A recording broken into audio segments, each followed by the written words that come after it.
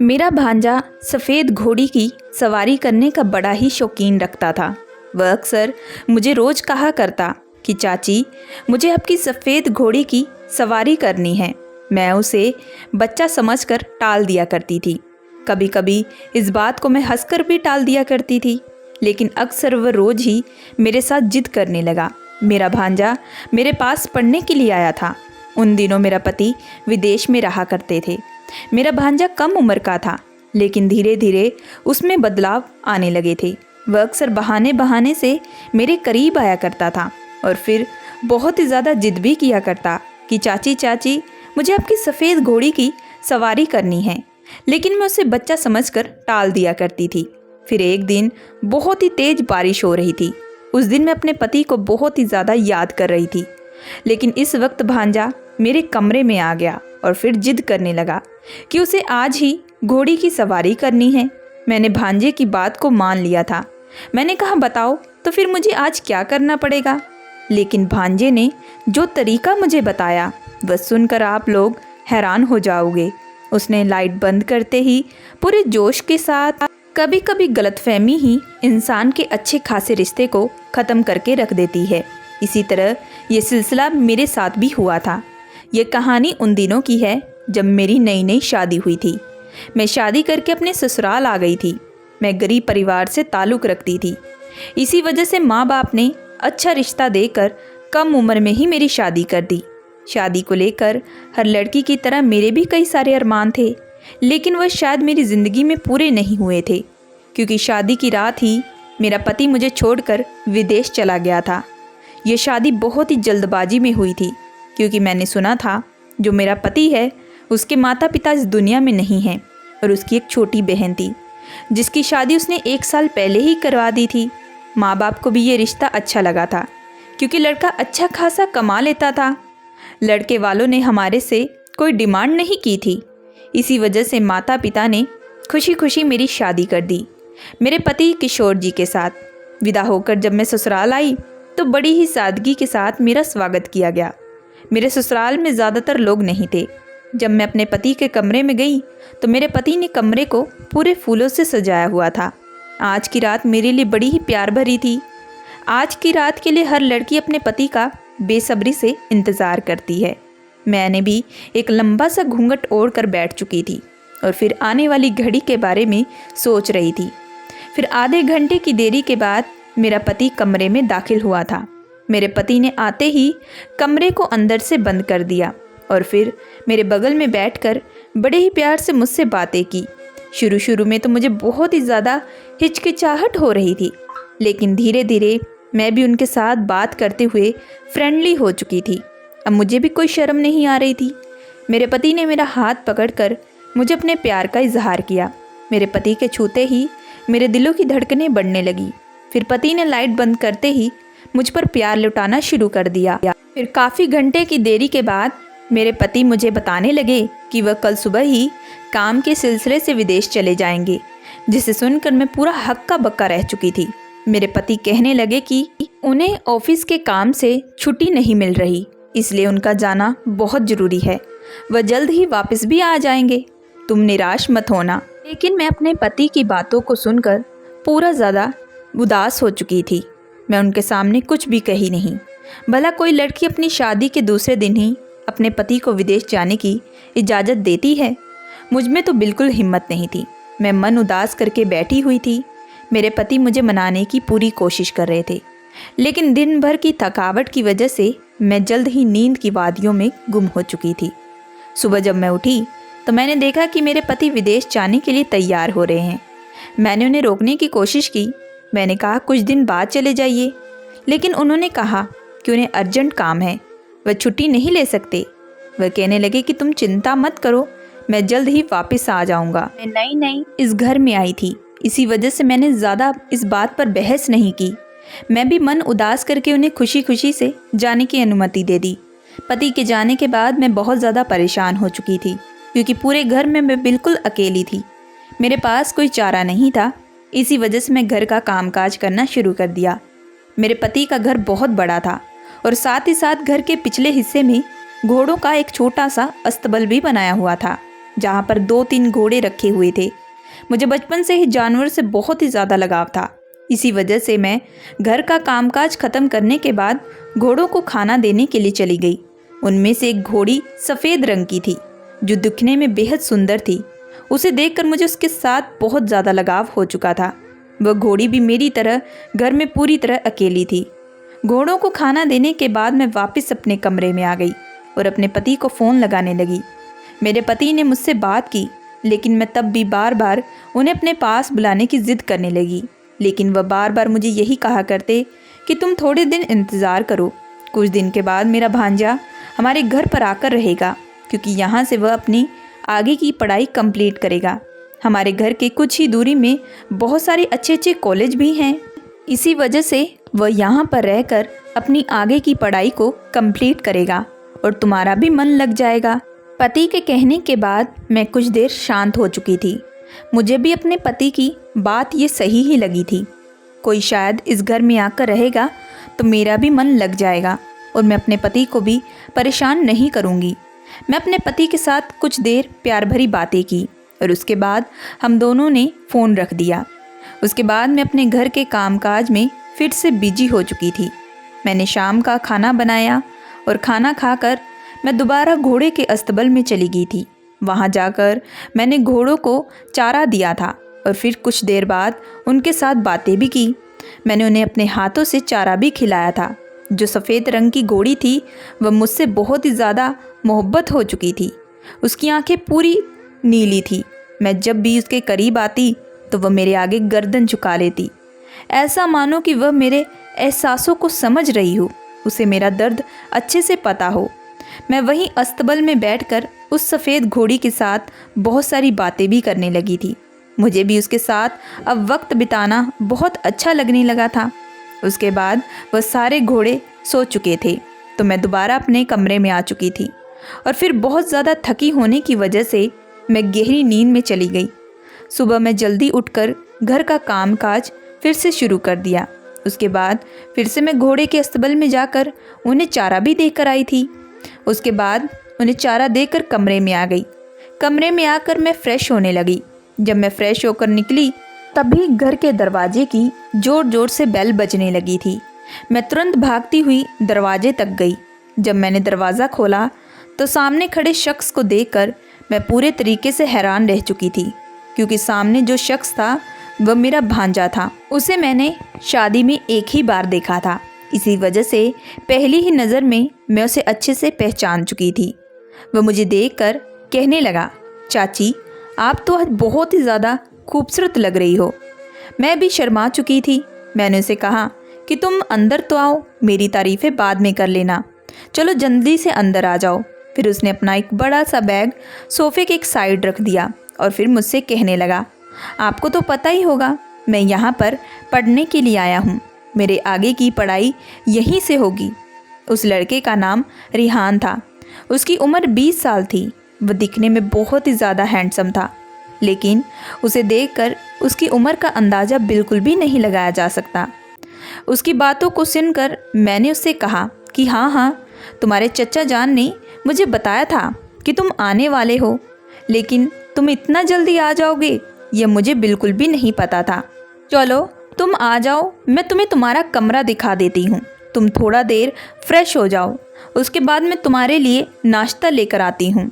मैंने अपने कमरे से कुछ ही दूर एक छोटा सा कमरा था, मैंने उसे वह कमरा दे दिया। मैंने कहा कि तुम आज से यहीं रहोगे। उसे भी वह कमरा बहुत ही ज़्यादा अच्छा लगा था। उसके बाद वह फ्रेश होने के लिए चला गया। मैं दोबारा किचन में आकर उसके लिए नाश्ता बनाने लगी थी। जब मैं दोबारा नाश्ता बनाकर वापस कमरे में आई तो मैंने देखा कि वह फ़ोन में बैठकर बड़ी ही गहरी निगाहों से कुछ देख रहा था। जब उसने मुझे देखा तो हड़बड़ाते हुए उसके हाथों से उसका फ़ोन नीचे गिर चुका था। मैं यह सब देखकर हैरान रह चुकी थी। उसके बाद मैंने उसे एक नाश्ता पकड़ा दिया। नाश्ता करते हुए भी वह मेरी तारीफ़ें फिर से करने लगा। वह कहने लगा, चाची आप नाश्ता भी बहुत ही ज़्यादा अच्छा बना लेती हैं, वाकई आपके हाथों में जादू है। उसकी बातों को सुनकर मैं हंस के टाल दिया करती, क्योंकि वह बहुत ही ज़्यादा मजाकिया किस्म का लड़का था। फिर मैंने कुछ देर उसके पास बैठकर उसके आगे की पढ़ाई के बारे में अच्छे से पूछा था। फिर हम दोनों ने कई देर तक एक दूसरे से बात की। उससे बात करने के बाद मैं अपने कमरे में चली आई। कमरे में आकर मैंने देखा कि मेरे फ़ोन पर मेरे पति की कॉल आ रही थी। मैंने तुरंत रिसीव किया। शायद मेरे पति को रिहान के आने की खबर मिल चुकी थी। मेरे पति मुझे कहने लगे, अब तुम्हारा मन अच्छे से लग जाएगा। अपने पति की बातों को सुनकर मैंने चुपचाप हाँ में जवाब दिया, क्योंकि मेरे पति मुझे बिल्कुल समझ नहीं पा रहे थे, क्योंकि मुझे उनकी ज़रूरत है, ना कि उनके भांजे की। लेकिन मैं नई नवेली दुल्हन थी, इसी वजह से मैंने ज़्यादा जिद नहीं की। मैं चुपचाप अपने पति की बातों को अच्छे से सुना और उसके बाद हम दोनों ने फ़ोन रख दिया। कुछ देर बाद मैंने आराम किया और उसके बाद घोड़े के अस्तबल में जाकर उन्हें चारा देना शुरू कर दिया। आज जो मेरी सफ़ेद रंग की घोड़ी थी वह बहुत ही ज़्यादा उछल रही थी। शायद वह थोड़ा आज़ाद होना चाहती थी, क्योंकि उसे भी कितने दिनों से रस्सियों से बांधा गया था। जब मैं उन घोड़ों को चारा दे रही थी तभी पीछे से रिहान भी मेरे बगल में आकर खड़ा हो गया और मुझे कहने लगा कि चाची, मुझे तो यह सफ़ेद रंग की घोड़ी बहुत ही ज़्यादा पसंद है। और कहने लगा, यह हूबहू आपकी तरह ही सुंदर है।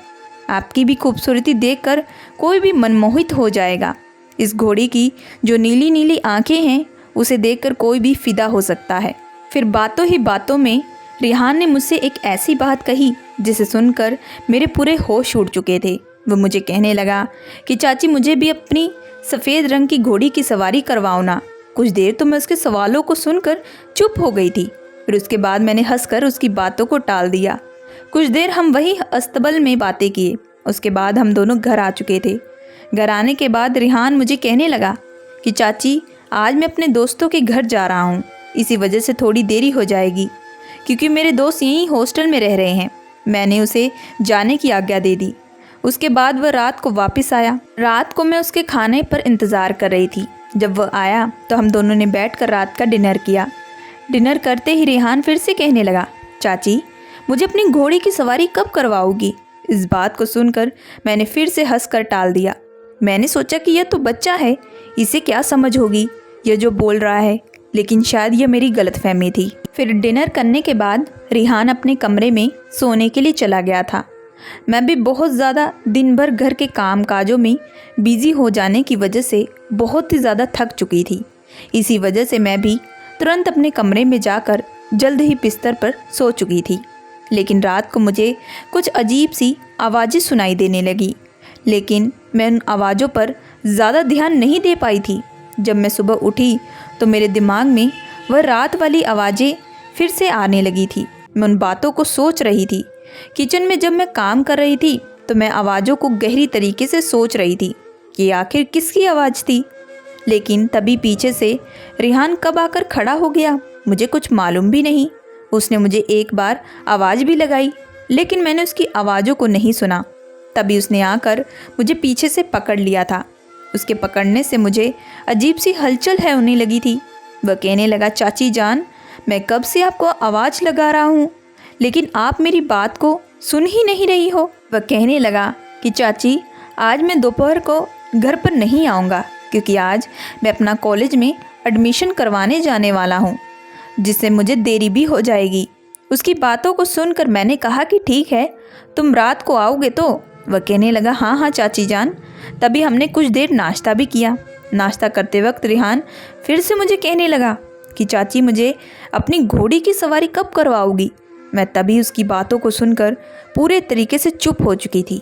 मैंने कहा, तुम्हें घोड़ी कब से पसंद आने लगी? वह कहने लगा, मुझे घोड़ियों का शौक़ बचपन से ही है। मुझे अक्सर सफ़ेद रंग की घोड़ी पर सवार करना बहुत ही पसंद है। वह बार बार मुझसे ज़िद करने लगा, लेकिन मैं अब उसकी बातों को बार बार हंसकर टाल ही दिया करती थी। अब यही सिलसिला रोज़ शुरू हो चुका था। जब रात को रिहान घर वापस आया करता और डिनर करने के बाद वह अपने कमरे में चला जाता, तो उसके कमरे के जाने के कुछ देर बाद ही मुझे फिर से अजीबोगरीब आवाज़ें आनी शुरू हो जाती।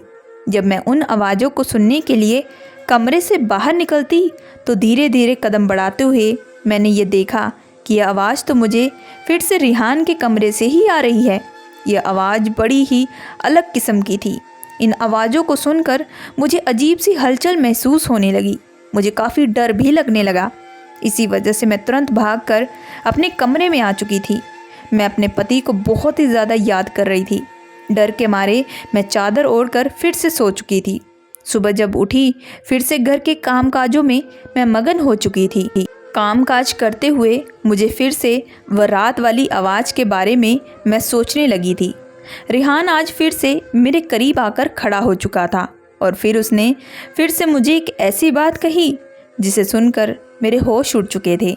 वह कहने लगा, मुझे जल्द ही आपकी घोड़ी की सवारी करनी है और मैं सवारी कर कर ही रहूँगा। मैं सोचती थी यह तो बच्चा है। मैं अक्सर उसकी बातों को घुमा दिया करती थी। अब धीरे धीरे रेहान में बदलाव आने लगे। वह अक्सर फ़ोन में बैठकर पता नहीं क्या क्या वीडियो देखा करता। जब मैं उसके बगल में आकर खड़ी होती तो वह हड़बड़ा जाता और रात को वह अजीबो आवाज़ों ने मुझे अलग से तंग करके रख दिया था। रेहान को मैं बच्चा समझती थी, इसी वजह से मैं उसकी हरकतों को अक्सर नज़रअंदाज कर दिया करती थी। रेहान मेरे साथ बहुत ही ज़्यादा फ्रेंडली भी हो चुका था, लेकिन धीरे धीरे उसमें बदलाव बहुत सारे आने लगे। वह पूरा मेरे बगल में आकर बैठ जाता और मेरे साथ बैठकर नाश्ता भी करता और मेरे कमरे में भी कभी कभार आकर घंटों घंटों तक बातें भी किया करता। और फिर उन बातों के दौरान वह फिर से वही जिद किया करता जो अक्सर पहले किया करता था। वह कहा करता था कि चाची, मुझे तो आपकी घोड़ी की सवारी करनी है। मुझे आप बहुत ही ज़्यादा पसंद हो, क्या आप मुझे अपनी घोड़ी की सवारी नहीं करवाओगी? लेकिन मैं बार बार उसे बच्चा समझकर नज़रअंदाज करती जा रही थी। लेकिन यह मेरी आने वाली ज़िंदगी के लिए बहुत ही ज़्यादा खतरनाक साबित होने वाला था। एक रात मैं गहरी नींद में सो रही थी कि तभी अचानक मुझे फिर से वह अजीबोगरीब आवाज़ें आने लगी। मैं तुरंत उठकर उन आवाज़ों को सुनने लगी थी। जब मैंने उन्हें आवाज़ों को सुना तो मुझे फिर से वह आवाज़ रिहान के कमरे से ही आ रही थी। मैं तुरंत उठकर रिहान के कमरे में चली गई। जब मैं रिहान के कमरे के बाहर खड़ी हुई तो वह आवाज़ बहुत तेज़ आ रही थी। मैं इधर उधर खिड़की से झांकने की पूरी कोशिश कर रही थी। तभी मैंने जब खिड़की से झांक कर देखा तो मैंने देखा कि रिहान मोबाइल में एक वीडियो देखकर ऐसी ऐसी हरकतें कर रहा था जिसे देखकर मेरे पूरे होश उड़ चुके थे। मैं तुरंत भागती हुई वापस आई और अपने पति को तुरंत फ़ोन लगाने लगी थी। मैं अपने पति को फ़ोन लगाकर खूब रोने लगी थी, लेकिन मैंने उन्हें रिहान के बारे में बिल्कुल भी कुछ नहीं बताया था। मुझे डर था कहीं वो मुझे झूठा ना कह दे। मैं उनसे बार बार यहाँ आने की ज़िद कर रही थी, लेकिन मेरे पति बार बार मुझे यही कहा करते कि उन्हें कुछ और वक्त लगेगा। इसी वजह से मैंने गुस्से से अपने पति का फ़ोन रख दिया। अगले दिन बहुत तेज़ बारिश हो रही थी। आज मैं जल्दी सुबह उठ चुकी थी। आज मुझे अपने पति की बहुत ही ज़्यादा याद भी सता रही थी। रात को मैंने अपने पति पर बहुत ही ज़्यादा गुस्सा किया था। यही सोचते सोचते मैं बहुत परेशान हो चुकी थी। मैंने सोचा था कि मैं रिहान के बारे में अभी अपने पति को कुछ नहीं बताऊंगी। जब मेरे पति खुद आएंगे और अपनी आंखों से ये सारी हकीकत देखेंगे तो उन्हें खुद ब खुद पता चल जाएगा। क्योंकि अगर मेरे पति मेरी बात पर विश्वास ना किए तो शायद वह मुझे ही इस घर से कहीं निकाल ना दे। उसके बाद मैं कहाँ जाऊंगी? क्योंकि मैं तो नई नवेली दुल्हन थी और मुझे और मेरे पति को तो सिर्फ एक ही दिन हुआ था एक साथ बिताए हुए। बाकी मेरी बात पर वह विश्वास रखेंगे या नहीं रखेंगे इसका कोई भरोसा नहीं। इसी वजह से मैंने बातों को छोड़ दिया था। यही सोचते हुए जब मैं बालकनी में उठकर अस्तबल की तरफ निगाह डाली तो मैंने देखा कि रिहान वह जो सफ़ेद रंग की घोड़ी थी उस पर बैठकर कहीं से आ रहा था। फिर उसने उस घोड़ी को वह अस्तबल में बांध दिया था और बड़े ही प्यार से उसको सहलाने लगा था। फिर उसने उसको चारा भी दिया। वह घोड़ी भी उसके साथ बहुत ही ज़्यादा खुश थी। घोड़ी को भी उसके साथ बहुत ज़्यादा लगाव हो चुका था। ये सब मैं दूर से खड़ी देख रही थी। तभी मैं सोचने लगी कि जो रोज़ रोज़ रिहान मुझे जिद किया करता था उसे कहीं सफ़ेद रंग की घोड़ी की सच में सवारी तो नहीं करनी थी। कहीं वह इसकी बात तो नहीं कर रहा था। कहीं मन ही मन मैं उसे गलत तो नहीं समझ बैठी। लेकिन अगर यह बात थी तो रात को वह फ़ोन में वीडियो देखकर अजीब अजीब हरकतें क्यों कर रहा था?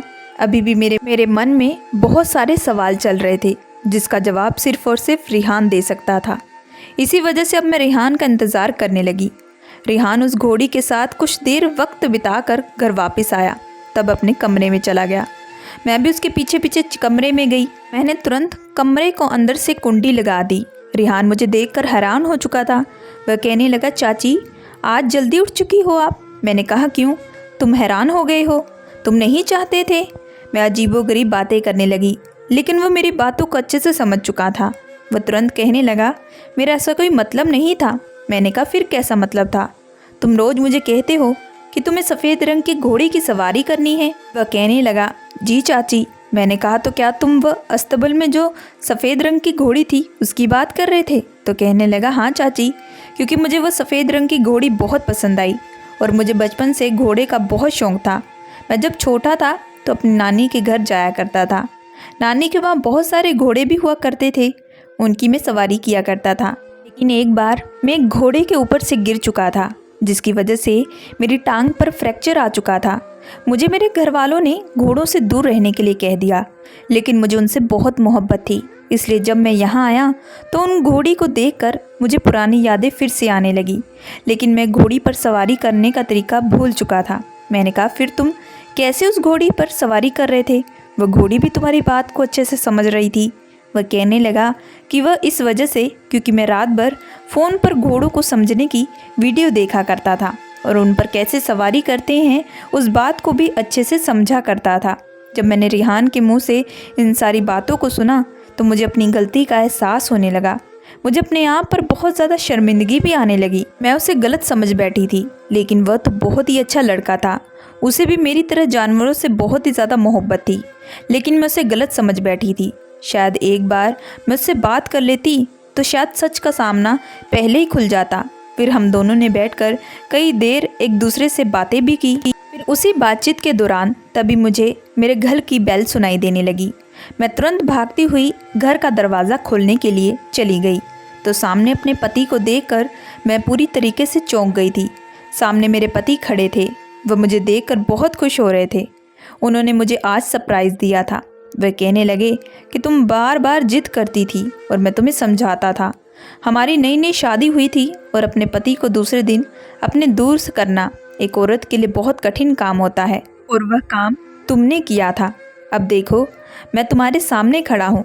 मैंने अपना काम जल्द से जल्द ख़त्म करके मैं वापस आ चुका हूँ और अब मैं यहीं से अपना काम भी आगे का शुरू करूँगा। इन सब बातों को सुनकर मैं बहुत ज़्यादा खुश थी।